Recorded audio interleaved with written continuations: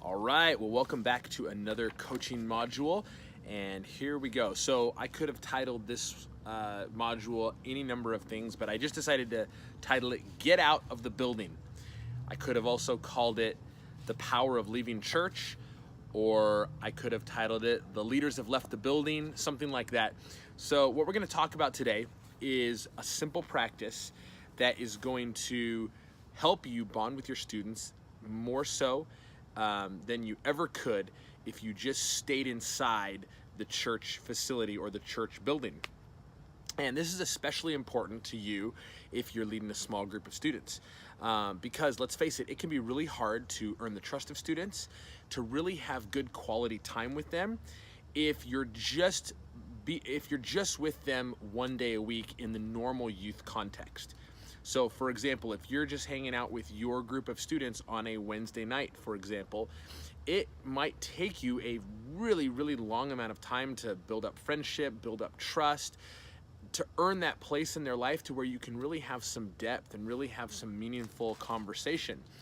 And there's power in actually going outside of the norm to enhance that and to actually cause you to go deeper with students quicker. So that's basically what we're going to be talking about, and that's why getting out of the building is so crucial. So what I mean by getting out of the building is that you get outside of the normal meeting times that we have so that you can be intentional about being with your students. So let me tell you three benefits for why it's important to get out of the church. First of all, number one, different environment equals different engagement. Students are different in different places. I don't know about you, but I've experienced this so many times. A student I'll see them over and over and over again on a Wednesday night, but then I'll see them in a different context. Like I'll see them at night on like a Friday for an activity, and it's like they're a different person.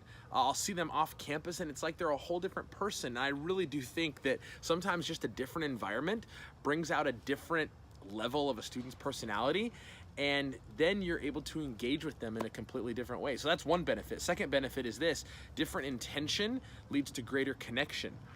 When you are intentional about making time and coordinating something to get with your students off normal time and off campus, then that different intention, I really do believe, leads to a greater connection. Some of the best connection times that I've had with students were when I intentionally planned something outside of the norm. So that's another benefit. And then the final benefit is that shared experience equals shared life. Shared experience equals shared life. In other words, when you have a shared life experience with a student, it will take your relationship level deeper than you ever could if not. The deepest friendships in our life come because we've had shared life experiences. And so when you're intentional about doing something outside of the norm, you are creating a shared experience, and it gives you a different opportunity, a different context, something to look back on, something to have a commonality with your student about. And so those are some of the benefits for why getting out of the regular context and doing something outside of the norm is so important if you want to be a leader that really connects with students at a deeper level. Let me talk to you about three of what I find to be some of the biggest hurdles in following through on this. I think that all of us as leaders intuitively know, okay, I need to get with my students outside of the regular time. I know that that's important. And probably youth leaders have told you, hey, try to get with your students outside of the normal context. I think there's three hurdles that prohibit us from doing this. And if we can overcome these hurdles, it's going to give us a better shot of actually following through on this. The number one hurdle, I think, is lack of planning. With the busyness of life, with so many things happening, I think that seriously, just a lack of planning prohibits us from doing something outside of our norm. Lack of planning. If we're more intentional about planning, I think we'd have a better chance of getting out. Number two, though, I think that laziness is sometimes a factor in why we don't get outside with students. Sometimes I think it's a combination of a lack of planning, but also laziness, just not wanting to make the effort, not wanting to, I don't want to take the time to plan it, it's going to be too hard.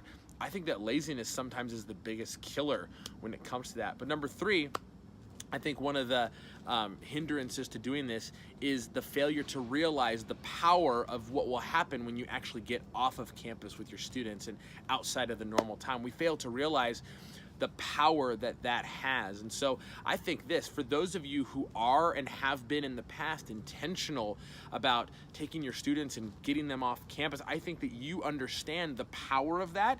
And so you're probably more likely to do it more often, or you saw the results that come from it, and results really do come. So let me just give you a couple basic, super simple ideas for how you can get out of church, get out of the normal routine, and get with your students intentionally to really help with that relationship growth. So here we go. I guess these are more like 3 categories, and you can kind of create and imagine from there. So the first one is this. Number 1, the category is this: the power of food. The power of food. Listen, there's nothing that draws people closer together than eating together. So what would it look like if you gathered your students on a non-meeting night, whatever that night is? Maybe it's a Friday, maybe it's a Saturday morning, maybe it's a Tuesday morning or something like that. What would it look like if you gathered your group of students and you did something with food, around food, outside of the normal meeting time? How amazing would that be? Some of my favorite times with young guys was doing breakfast, early morning breakfast. It was so fun, created such a bond, such a great shared experience. So the power of food. Listen, we all have to eat, so just schedule a time sometime, invite your students to be a part of it, and just do dinner. Just do dinner together. It doesn't have to be anything more complex than that. Just show up and hang out. So there's the power of food. That's one option. Number 2, the power of home. Now, I know this can't necessarily apply to every person, but I think for a lot of us, it really can. The power of home is this: there is nothing that will bond you with your students than if you invite them into your house. When you invite them into your place, into your life, and just say, hey, come hang out. Let's have dinner. Let's play some games. Let's do something.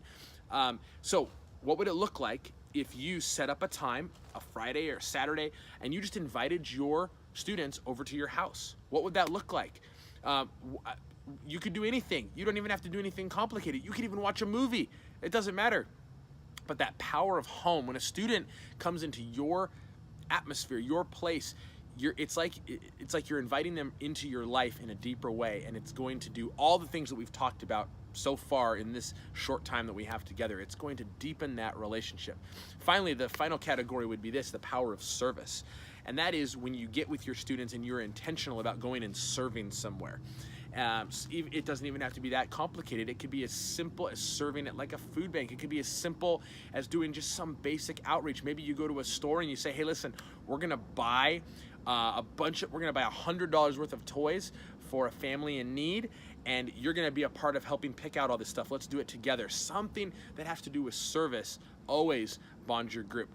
My wife and I, an example of this, one of my favorite memories I have of taking our group and doing service together was we went downtown and we served at a rescue mission, and then afterwards we all went and played laser tag together. It was one of the highlight life group times that I've ever had, and so that was just a big deal for us. So none of these are rocket science. None of these are things that are going to be revelatory for you. These are all pretty basic, but basically here's what it comes down to. It's about being intentional and about being planned and just not being lazy. So my challenge to you is this: go for it, get out of the church, schedule something outside of your normal context, and see the results that will follow. Now, if you're a leader on my team, listen, I don't expect you to do that every single week. I completely understand that there's so much going on in life and in the student's life that it's really not realistic to try to do something. But I would say this: at least once a month to once every other month, I think is well within the parameters of what's reasonable. So I really encourage you to, if you haven't yet, make time and do something outside of the normal context of service. It's going to make a huge difference and really grow your relationship with those students. Thanks so much for listening. Can't wait to share more of this kind of stuff with you. Hopefully this was helpful for you and will take your youth leadership to the next level. See you next time.